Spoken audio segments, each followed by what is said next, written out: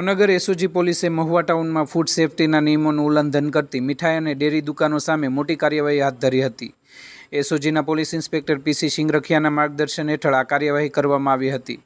Food safety officer NS Sarvaiya સાથે સંયુક્ત checking દરમિયાન મહુવા ટાઉન પોલીસ સ્ટેશન વિસ્તારમાં આવેલી વિવિધ ડેરીઓમાં તપાસ હાથ ધરાઈ હતી। તપાસ દરમિયાન ભેળસેળની શંકા તથા અસ્વસ્થ પરિસ્થિતિમાં સંગ્રહ કરાયેલ માવો મળી આવ્યો હતો। તપાસ દરમિયાન મહુવા નેસવડ ચોકડી સ્થિત રામકૃષ્ણ ડેરીમાંથી 297 કિલો માવો કિંમત ₹53,460, મહુવા લાતી બજાર સ્થિત મધુરામ ડેરીમાંથી 86 કિલો માવો કિંમત ₹34,400, શ્રીરામ ડેરીમાંથી 508 કિલો માવો કિંમત ₹1,82,880, ગાંધીબાગ રોડ સ્થિત ગૌતમ ડેરીમાંથી 298 કિલો માવો કિંમત ₹98,340, એમ કુલ 1189 કિલો માવો કિંમત ₹3,69,080નો મળી આવ્યો હતો। ફૂડ સેફ્ટી અને સ્ટાન્ડર્ડ એક્ટ 2006 તથા નિયમો 2011ના શેડ્યુલ 4ના નિયમોનું પાલન ન થતાં સંબંધિત દુકાનદારોને નોટિસ ફટકારવામાં આવી હતી। સાથે જ શંકાસ્પદ અને અસ્વસ્થ હાલતમાં મળેલ કુલ 1189 કિલો માવાનો નાશ કરવામાં આવ્યો હતો।